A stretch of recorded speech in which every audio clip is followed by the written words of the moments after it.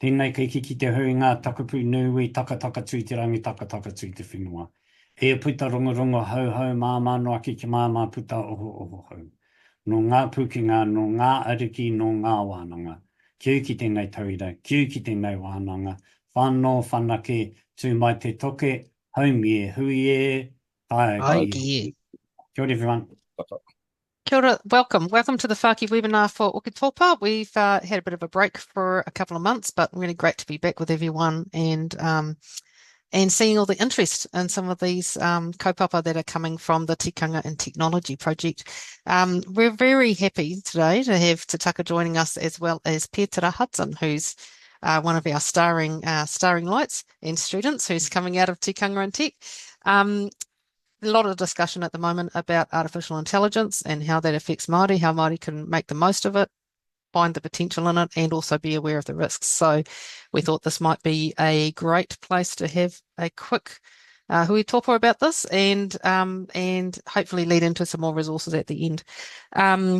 Very quick background, Tikanga and Technology is an MB project. It's coming towards the end. We have a whole lot of information that's been coming from Tahu to Taka in Maui, which we've shared over the years. If you want to have a look, we have some previously recorded Whāki webinars on the Kotahi Research Institute webpage, and I will put a link in the into the chat. So welcome everybody, and I'll throw it to you, Petera. Ai, kia ora no tātou, ko Petera Hudson tēnei, no te whakatō he tūturu. Engari, e taku kāinga e nai nei on the beautiful banks of the Whanganui Awa. So really privileged to be here with you fellas today to share our whānau research. Yes, I was blessed and privileged to be able to be a part of the Tikanga and Technology project as the PhD candidate researcher. And the way that I came around to be part and parcel of that whānau was that, like for a lot of our Māori people living here in Aotearoa across the world, we are separated from our homelands and from our whānau who live, for me, back at the whakatō here. So my whānau and I had to struggle, and let me just share my screen here. I've just got a couple of slides to work through. The major problems that we have in regards to whānau living away from our homelands is that we are disconnected from our whenua. We are disconnected from our maraes. We are disconnected from our urupa, and we're disconnected from each other as aunties, uncles, cousins. So our context for being part and parcel of an artificial intelligence research was a platform for us to investigate how we can break down overcoming the tyranny of distance, or the tyranny of separation from our homelands. And through the PhD, also with COVID, we were hindered to come together like we normally do, whether it be gathering for 21st or marae hui. But we were hindered because of our ability to travel during COVID. So our whānau became really the masters of the Zoom technology, not only to come together as family to meet, but specifically to work on our PhD. And I call it our PhD, and there's a tension in there because I come out with the PhD, but in actual fact, if it wasn't for the whānau and how they were able to contribute to the PhD, we wouldn't be able to present. However, what we have now is that we have a family research that is contexted in our separation from our homelands and how we became the masters of an advanced technology such as Zoom. The context of our PhD was exacerbated with our parents or for our parents and for our grandparents. My mum and dad lived in the little town of Opotiki. My mum went away to Ardmore Teachers College, to the big city, to learn how to become a teacher. My dad was a mechanic, so he spent time not only in Auckland, in Otara, but also down in Wellington at Ford Motors, because he was a mechanic. So that separation, that distance and separation from home was exacerbated for my mum and dad. And not only for my mum and dad, but for my aunties and uncles. They all left Opotiki so that they could either chase the bright lights or to chase the dollars and cents. So now we're stuck in a stage where me and my whānau, a small whānau admittedly, only 104 of us in our lines from my grandparents, that we're now separated. 93% of us live outside the region of Te Whakatō here. We went back just last weekend to Maratā for our 60th birthday, and two of our cousins that live on the Mātātua whenua, one of them lives inside the Whakatō here. One of them lives in Matatā. So that's the sadness. That's the tyranny of distance and separation that is still exacerbated for us today. So that's the context in which we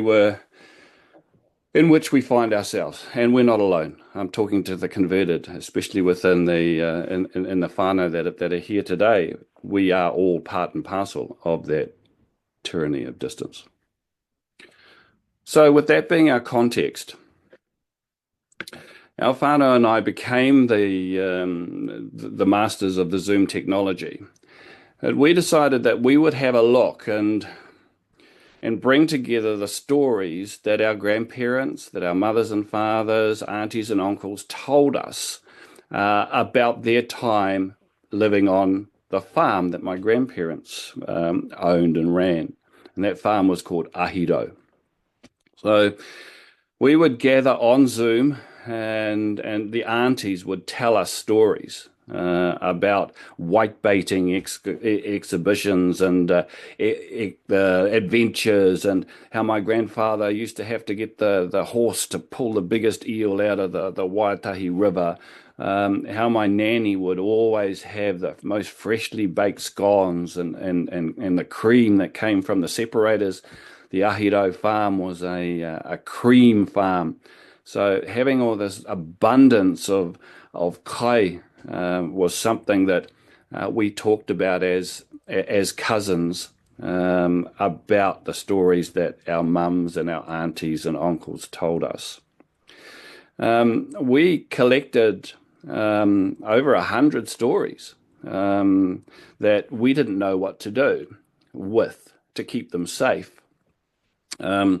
So we've just stored them at this stage on a hard drive of one of our cousins who's not connected to the internet. So the hard drive is there, but that's where we put them. But from placing those stories in a hard drive, we then started to think, well, with advancement in technologies, how can we create a safe place within the digital world to look after our nanny and nanapa and our auntie and our uncle's stories? And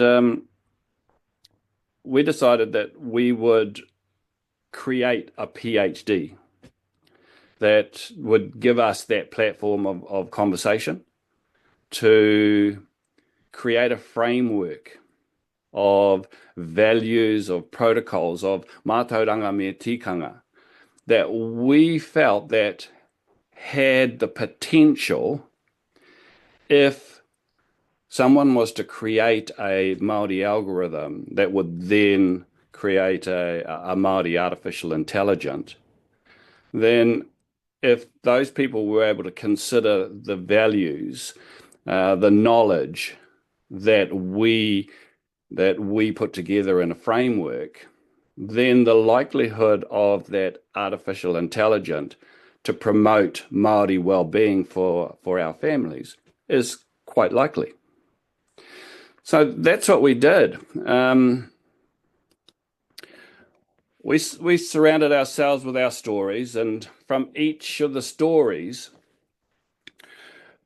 we took all the stories that we had gathered through online wānanga, interviews, all the personal experiences that we had with those stories, and we aggregated them. We put them into what we're now calling our Nukutere Model. Now, what we did is within each of the stories, there were certain values that we felt provided a safety, provided an underpinning value, provided a foundation of knowledge for certain events. For example, Nanny and Nanapa would always make sure that they set the whitebait net before they started milking the cows in the evening. And the main reason for that was that once the cows were all milked and everybody was going back to the farmhouse, they would have some whitebait that they could utilize to fritter up and to take back to the farmhouse so that they could cook it up for breakfast. So those values of manaaki, of aroha, supporting my mum and aunties and uncles and my nanny and nanapa themselves, those were the values or the mātauranga that they shared because they needed to feed the family.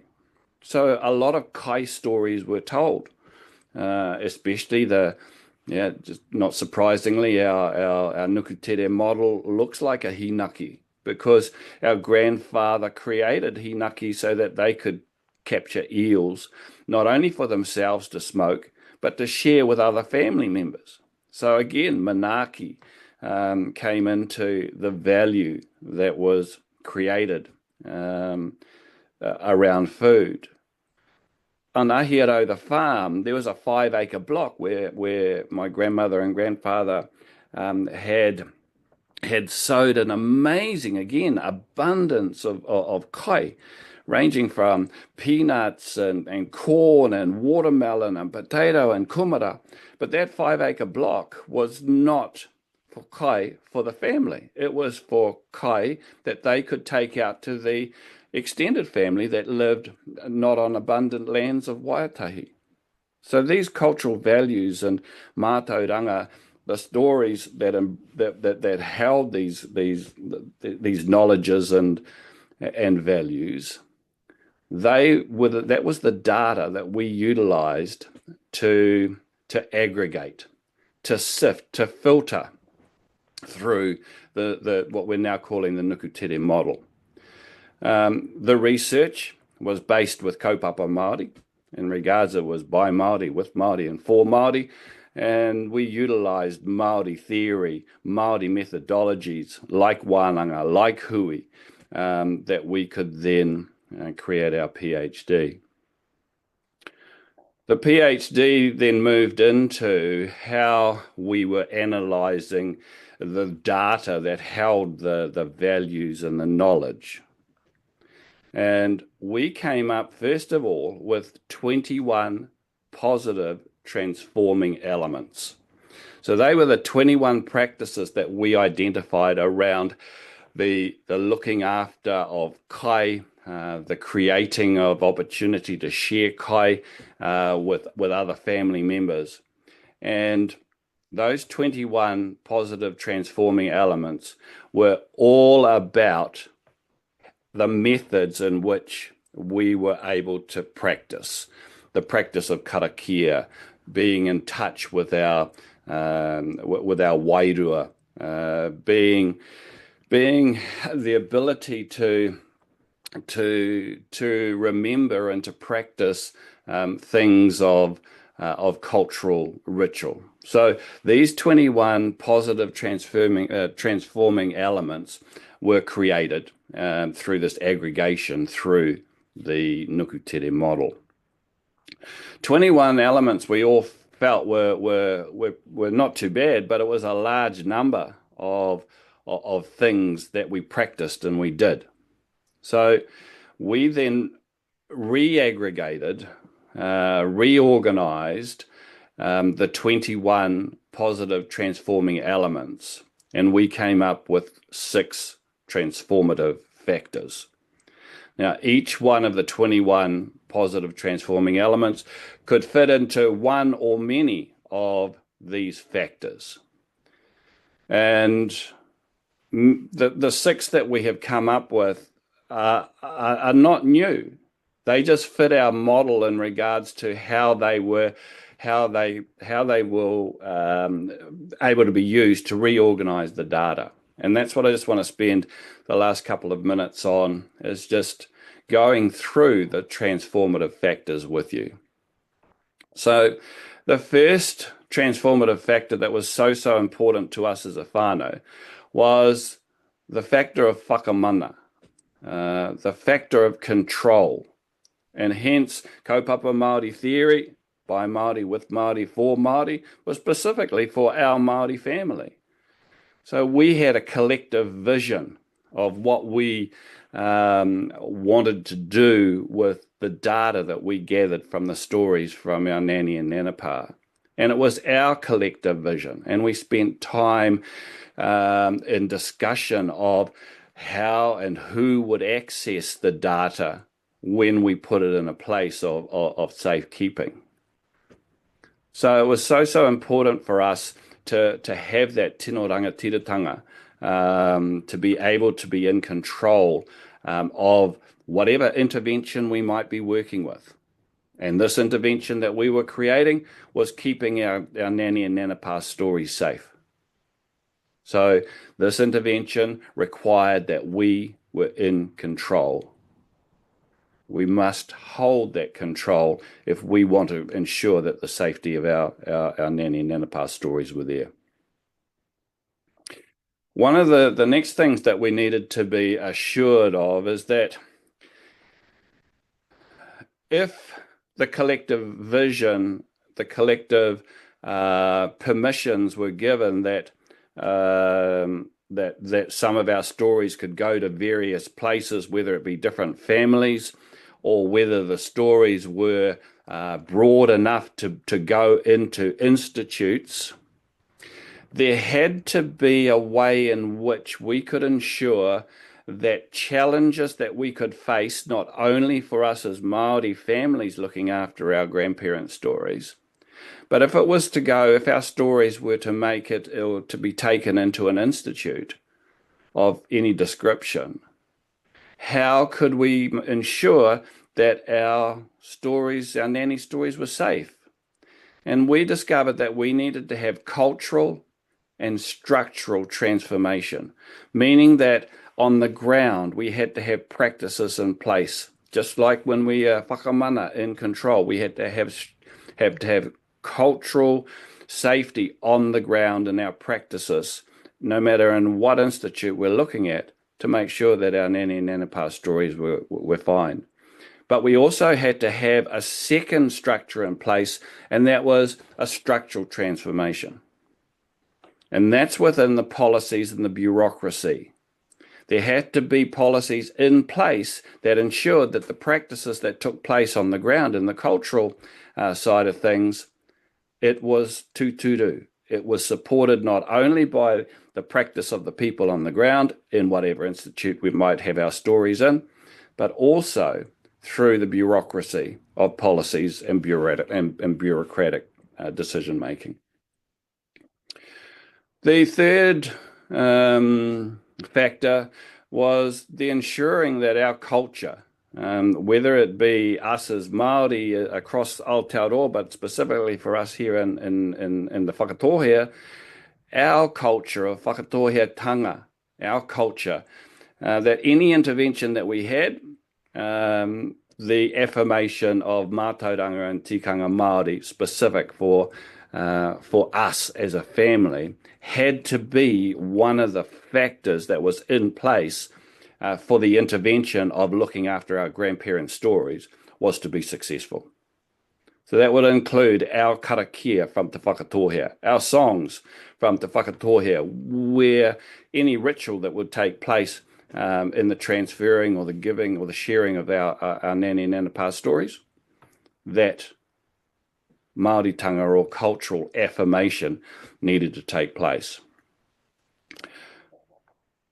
The whakawhanaungatanga, oops, that slide got a little bit on there, but I spoke about this earlier in regards that we already as Māori have a significant a group of people to be connected with that are on the ground, whether it just be in our small family of aunties, uncles, cousins, nieces, nephews. But we also have to remember our spiritual and wairua connections to our tupuna, to our buried who are in our urupa at home. So in an intervention, there had to be some type of whakawhanaungatanga to remind us and to continue to have connections for us within that intervention.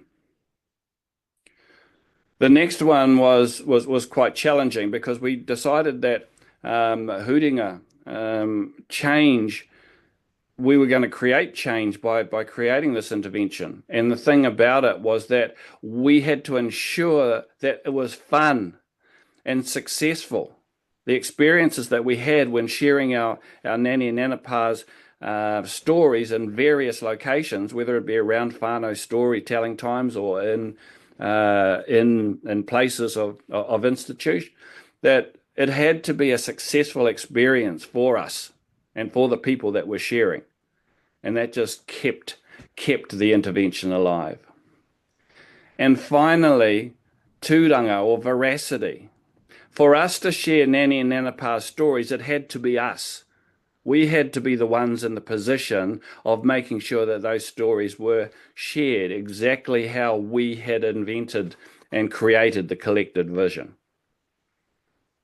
So this intervention of the story keeping and the storytelling, the positionality and credibility of people within that intervention was so important.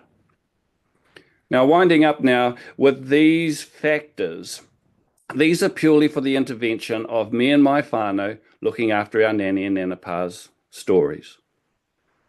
We feel that this intervention also could fit across whatever we might be trying to do, any intervention that our family could do.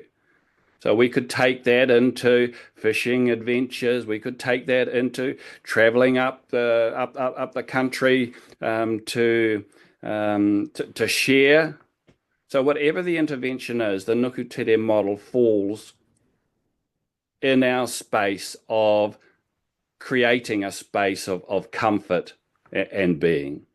And this is what we created with our positioning that if somebody was able to create an artificial intelligence, then if these values and knowledge were enshrined into the making of that artificial intelligence, then we'd be pretty happy that this artificial intelligence would be able to promote cultural well-being for our families and their futures.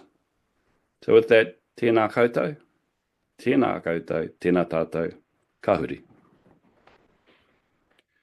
Well, with that, I'll pass it across to Taka, as our family story was around something that we created in the hope of having an artificial intelligence that is warming to our values. And let Taka pick that up from that perspective. Again, tēnā tātou. Kia ora tātou, tēnā koe Petera. Thank you for that kōrero. To be honest, I've been a bit selfish with today's talk. I really just wanted to hear what the Nukutere kaupapa was all about, and so kind of encouraged an invitation to be sent to Petera so that we could hear that. It's been really interesting. It's been really good because it's like a grounds level, a ground roots look at how we should start thinking about AI. Nō reira, tēnā koe, Petera, mō tērā āhuatanga. I note the time is almost 1:30. So you've taken up most of the time, Petera, which I'm also quite happy about. I'm just going to speak quickly about a little bit of work that we've done to kind of answer the question that Petera has asked. If we were able to create a Māori AI, how would we do it? So what I'm going to do is I'm going to run through a few quick things about some research that we've been doing here. I'm going to talk quite quickly.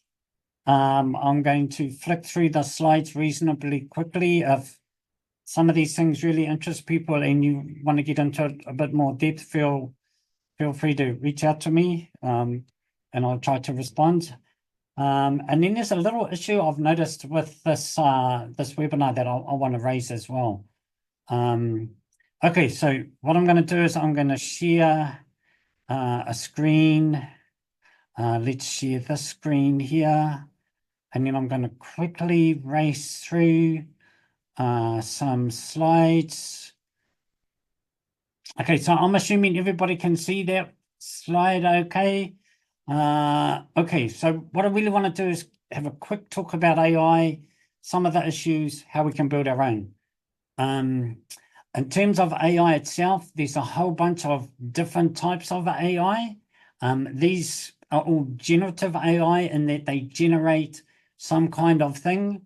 So we've got AI that are writing and editing, and that's kind of where I've been spending most of my time, AI that are producing text. And the ones I've been looking at are producing real Māori text. But of course, we've got AI to produce video. We've got AI to produce images, to edit images. We've got AI to produce voice, produce music. AI to do presentations. Maybe I should have reached out to one to do this presentation because that's pretty bland. AI to build websites, AI to build apps, AI for a whole range of things. But what I'm specifically thinking about is generative AI for language, and particularly generative AI for te reo Māori. If you have a look at the AI tools that can speak te reo Māori, ChatGPT is probably the most well-known. Claude also does it really well. Meta have their own AI. Gemini, Google's AI works pretty well. Mistral produce an AI that can speak te reo Māori. And then there's this community on Hugging Face where there's a whole bunch of tools that you can actually implement yourself to kind of create your own versions of AI. And some of those tools have an ability with te reo Māori as well. Some of the seductions with AI that are producing te reo Māori, obviously it responds really fast. It's pretty cheap. Like if you get the free version, it's free. It's readily available. Anybody can hook up to any of those previous AIs that I mentioned. You might have to log on, and then that's how they start getting their hooks into you, because once you log on, you give an email address and they can start sending you ads. In certain domains at the moment works really, really well. Other domains not so much. I expect that to change over the next few months, not really years, next few months, because a heck of a lot of money is being put into AI. At the moment, if you wanted to work better in your own particular domain, whether that be education, whether that be law, whether that be health, whatever, you can do some prompt engineering. You can be more specific about the questions you ask. As I mentioned, it's going to get a lot better, and more as time goes on, one AI will be able to connect to another AI and be able to connect to another AI. So the facilities that it's offering are going to be better. Our children are using these AI at the moment. That's not a question. This isn't a technology of tomorrow. This is a technology of today, right now. My wero is go and ask some young people if they're using AI to look up anything. That prevents a whole bunch of issues in terms of education, but that's a talk for another day. So there's some of the seductions with AI. In terms of te reo Māori, if you're learning Te Reo Māori, you can get really good chat AI in Te Reo Māori. And they're always available 24/7. They're always happy to talk to you. They never complain if you ask the same question over and over and over. They never get hoha with you. In terms of practicing reo Māori, this is actually quite a useful tool for us. It's useful in some aspects. In terms of some of the issues, and the key issue really is, it's the opposite of Māori data sovereignty. It's the antithesis. It's losing Māori data sovereignty. When we use an AI tool in Te Reo Māori, we've lost our sovereignty over that tool because we're not building them. They're built by large international companies, pretty much in North America or France, but pretty much overseas. We don't have control over them. And interesting to see, like, the very first key concept of the Nukutere model that Petera was just talking about was whakamana, that's sovereignty. So an AI tool currently that's been built for Te Reo Māori doesn't cede sovereignty with Māori language people, really. So that's the key issue. Another issue is these tools eventually are going to be generating money for the people supplying the tool, whether that's through ads or whether that's through subscriptions basis. Either way, eventually money will be generated. None of that money is going back to Māori. The more you use these tools, especially if you're speaking to them and getting them to speak back, the more you're actually feeding the tool itself, and the more you're supporting the loss of Māori data sovereignty and the loss of commercialization of our Māori data. But another key issue is that the tools themselves change the way our Māori language has been spoken. Throughout the Māori language history, there's been a couple of key events that have changed the way the Māori language has been spoken. Clearly, colonization has been a tool that's changed the way the Māori language has been spoken. There's been other things throughout Māori language history that's changed the way it's been spoken. This tool will change the way it's been spoken because it's providing one truth. And as Māori, we have multiple truths. We're comfortable with having multiple truths. We have multiple versions of the same stories. We have multiple versions of being able to say something, especially in our own dialects, but even within our own dialects, we have multiple ways of saying something. This tool doesn't do that. This tool says, here's the one way to say it. And perhaps as a beginner, that's kind of okay, but sooner or later, you're going to lose your unique identity to where you're from. And then the other thing as well, the tools that are available are built on large amounts of data, and the summation of all of that data. From my way of thinking, there is no way that all the subtleties, all the nuances, all the beauty that's in our language can be properly regenerated, regurgitated through these kind of tools. So you're losing that particularly beauty of our language. There used to be a phrase, Te reo Māori me ona tikanga, and there's been some arguments about that phrase, whether it was just the grammars of Te reo Māori, or is it a little bit deeper? And Te reo Māori me ona tikanga, what are all the hidden nuances, the hidden depths of meaning? So all of these kind of things kind of get lost when you use a tool like this. There's a really good article written by the people at Te Huku Media. It was written a couple of years ago now, a year and a half ago, but it still holds true for what's happening with artificial intelligence in our reo. So if you haven't read this article, do a search for this title. It'll come up. It's a really good read because it highlights the dangers with artificial intelligence. Okay, so The AI tools that we have at the moment don't really work for us for those previous reasons. So following up from what Petera said, well, let's just build our own AI. Let's build our own Māori AI. Let's look at how to do that. So AI, and it's my simplest version, is a bunch of technologies that can combine data, algorithms that are analyzing that data, and some significant computing power. In terms of data, this is a map about how much data is produced on the internet every minute of every day. And this is a year ago, over a year ago. So over a year ago, there were 22,000 visits to ChatGPT. Well, that's probably 10 times that now.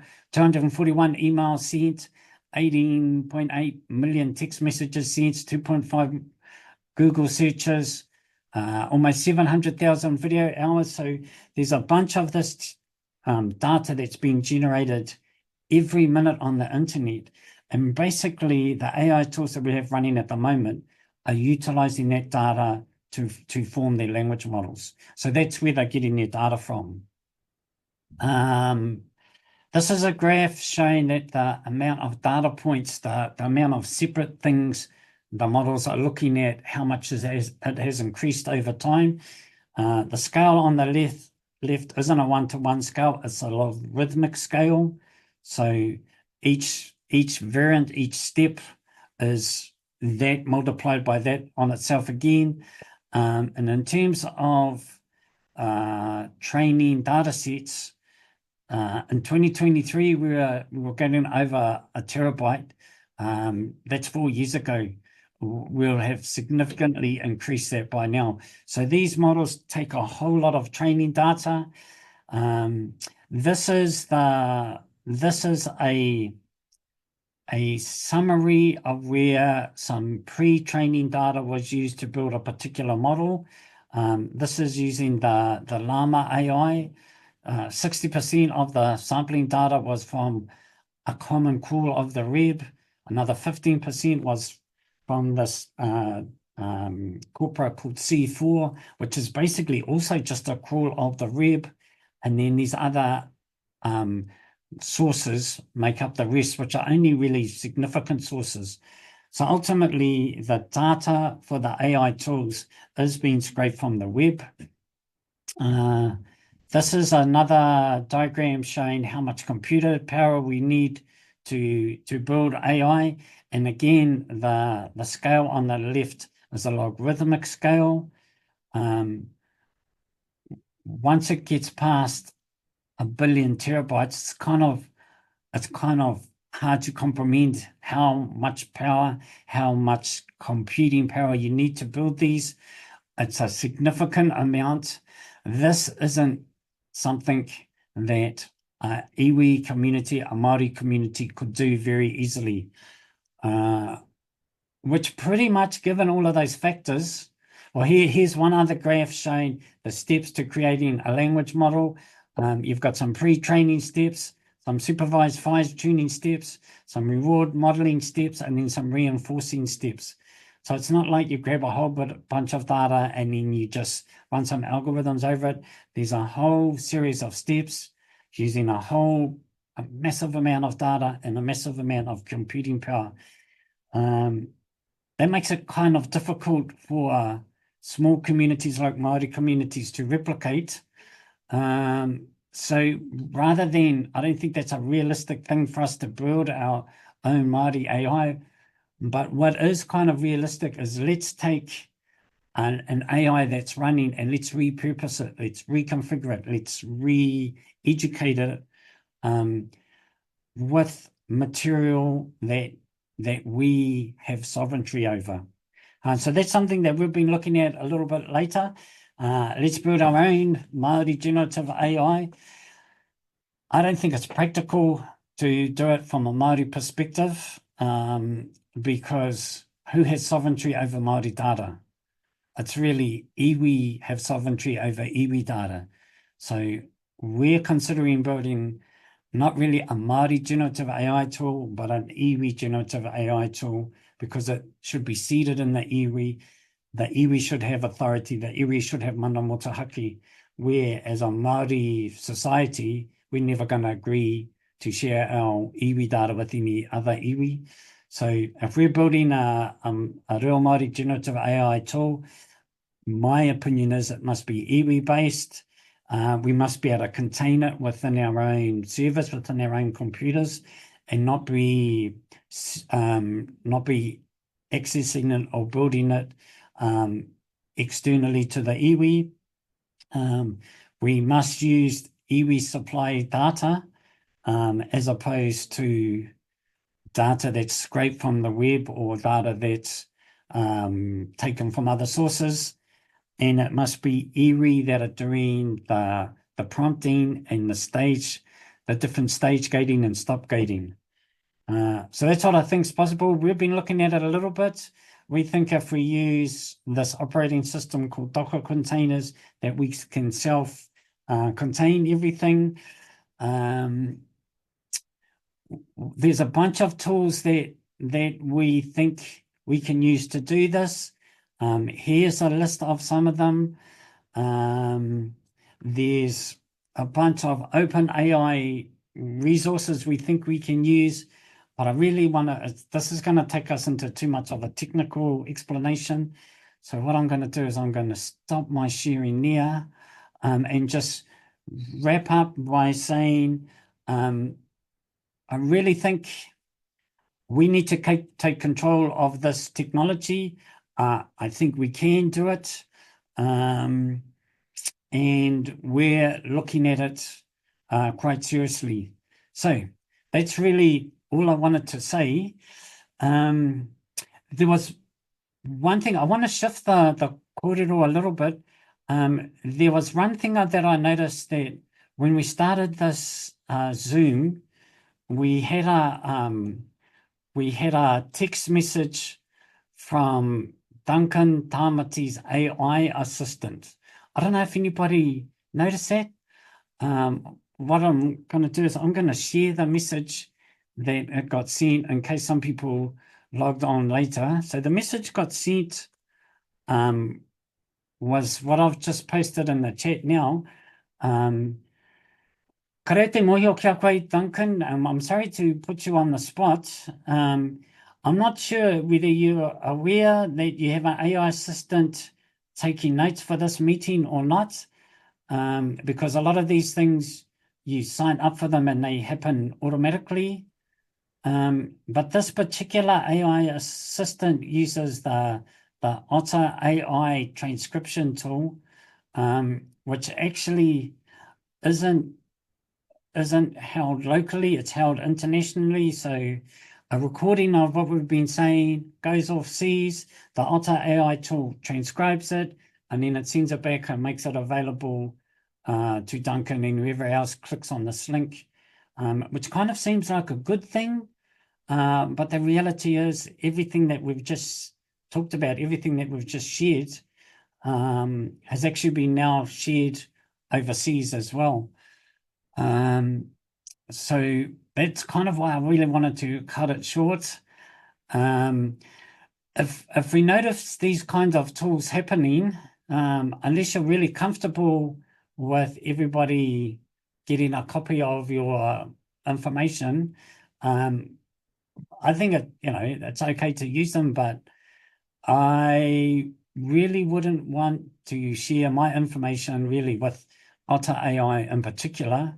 We have some transcription tools in Aotearoa. Probably the best one really is coming out of Tahiki Media that we can sign up to do this as well.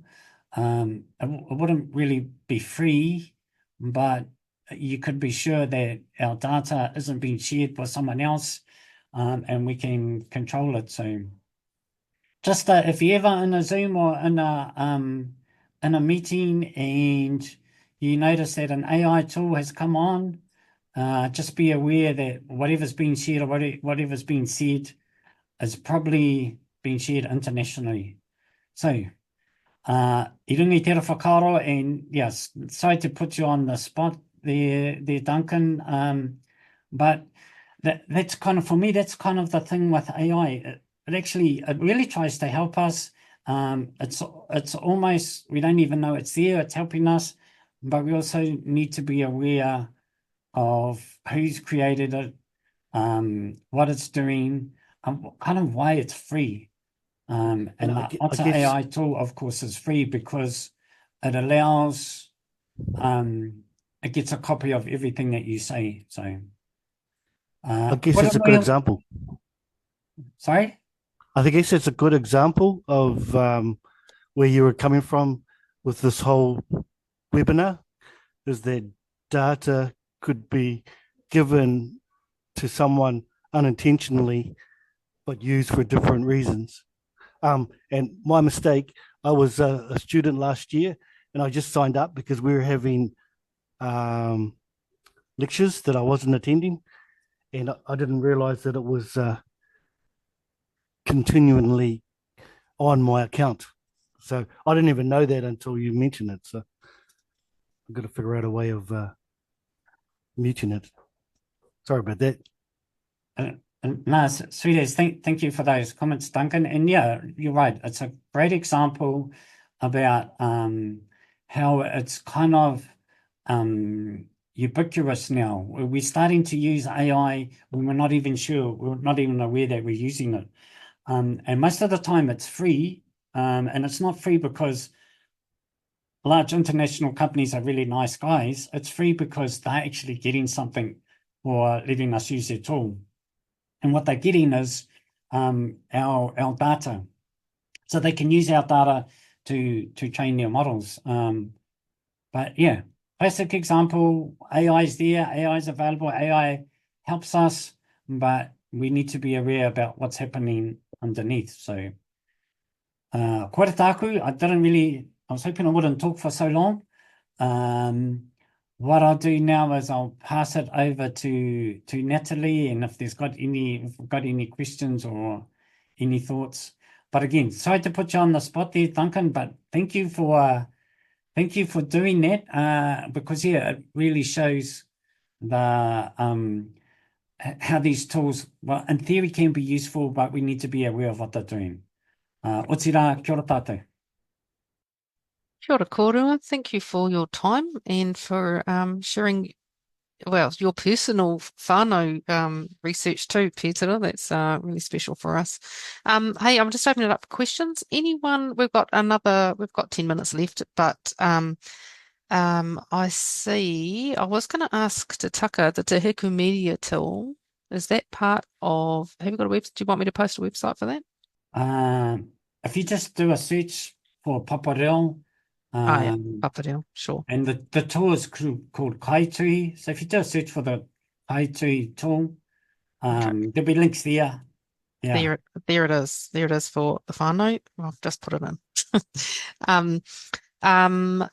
Did you want to talk about some of that transcription in Te Reo, using Te Reo? Okay, so the tools that we've been using for oral transcription, there's a couple out there that are public, but I've been trying to use the Kaitui tool as much as possible for a couple of reasons. One, Kaitui is built by Tuiki Media. This is a Māori-based company. Like there's a subscription, but we're paying it to Māori, so we're supporting Māori within this kind of workflow. What I need to do when I get a moment is try and get a license for our university so that everybody in our university is using the transcriptions tool that is built here. Yeah, so we talk about Māori data sovereignty, but there's also Māori digital sovereignty, and we really need to start building our own tools. We can get some good groundwork about the environment that we need to be building in and the things we need to consider, such as the Nukutere Model. But yeah, rather than using international tools like this, let's look for local solutions. And if we can't find a local solution, then how do we get some local people to build one, really? That's kind of the main message I want to show. As well as like transcription, Te Heku Media have also got some good speech synthesis tools that speak our reo. And hopefully based on their example, we can get some other dialects produced without too much difficulty as well going into the future. Okay, is there any other pātai? You can either put them in the chat or you can just unmute and ask. Otherwise, did you have a pātai, Petera? Not really. I just love the synergy of where our little whānau project of we don't know how to do the things that Te Taka has been able to share with us, and from our foundations of what would work for us as family, moving into Te Taka's kōrerorero there of the actual repurposing or the recreation or the creation of Māori artificial intelligence. So, no, really rapt to be here. Tēnā koe Te Taka anō mō tō mahi nui for being privileged to be sitting alongside you for a period of time of the work that you're doing. So tēnā koe e ho. So I'm just reading a message. It wasn't shared with everyone, so I can't say who sent the message, but I was just reading a message from one of my friends who says he has an 11-year-old kōtero that uses AI for her video presentations. He showed him her workflow. When you break it down, she uses it because the cost, it was free, and the ease of access, ease of use. It's really easy to use. So that's an 11-year-old girl. I would imagine that the use of these tools by our children is quite prominent throughout our generations and throughout our communities. I mean, so yeah, we need to be aware of that, and I think look for avenues that not so much that we ban them from using it, but more that we encourage them to use it in a Māori motuhaka way, and a Māori mana enhancing way, if that makes sense. There's a pātai there which I think might be best for you to have a go at, Te Taka. Yeah, it's just from Louis. How should Māori be focusing? We consider the potential of AI, particularly integrate our mission, our data is protected. And I find it willing to read the real data to train Māori. There's also time for this data. Okay. I think, and this is in my own personal perspective, I think we need to be challenging our own particular iwi, because I think mana motuhake, mana data, Māori data sovereignty rests at a hapu level. So I think we should be challenging our own particular iwi. What are they doing with their data? Where are they storing it? How can they start building iwi repositories where they can house it? So I note that Petera's example was a whakatōhia example, but it wasn't the whole of whakatōhia. It was just one particular family in whakatōhia. And it might be difficult for that particular family to have the resource or to have the knowledge about how to create these instances of AI that could be speaking the starter. But their iwi, the whakatōhia iwi, I think Petera's whānau should lay down the challenge to their iwi and say, this is important to us, this is our future, our children are using this future. As an iwi, we need to protect our identity. Our identity these days is through our data. How are you going to do that? How can we do that? I think it's not a technical issue, because I think technically we can do it. It's a governance issue, and it's making our iwi leaders aware this is an important kaupapa going forward. So that would be my answer. How do we balance these perspectives? I think we need to start addressing it from an iwi level. Go back to your iwi, challenge your iwi leaders. Where's your perspective around Māori data sovereignty? Kapai? Kia ora. Hi, kia ora. Thanks, June. I just saw that question there about a register of the technologies that have been built, which brings me nicely to something we have coming up in February, which is the end of this MB project, Tikanga and Technology. We have a kind of end of project summit that we're going to run over 2 days here at the University of Waikato. And as part of that, we have some very clever colleagues who are looking into the landscape of digital technologies for Māori. So once that is finished, we may actually have a resource that we can share. But that summit will actually be advertised shortly, and everybody is welcome to attend. That actually takes us right to our time limit. So I'd like to thank everybody for coming. We'll put this recording up shortly, and any questions, you can either get in touch with myself or to Taka if you have his address, but you can get to him through me, and Petera. Can I ask you to close for us, please, Te Taka, and then I'll let everyone get on with your day. Ka pai. Tōtai kei te mihi kia koe, kei te mihi atu kia koe Petera. He tino pai kia rongo i era kororo e pāna ki tō tauira a Nukutere, no reira tēnā koe, mai era mahi i mahingia e koutou tō whānau i te whakatōhia, me te mea no tēnā koe i horohia mo tātou katoa i te rānei. O tira tēnā koe i te kaiwhakahaere a Natalie, me koutou katoa i tai mai i whakarongo mai i tēnei wā tonu, hei tōna aku wā rānei. No reira, unuhia ki te unuhia ki te urutaku nui kia wātea, kia māma, tēnā koutou tinana te wairo i te ara takatū. Koe rā e rongo whakairi aki ki runga kia tīna, haumi e hui e, tāu ki e. Kia ora Kia ora tātou.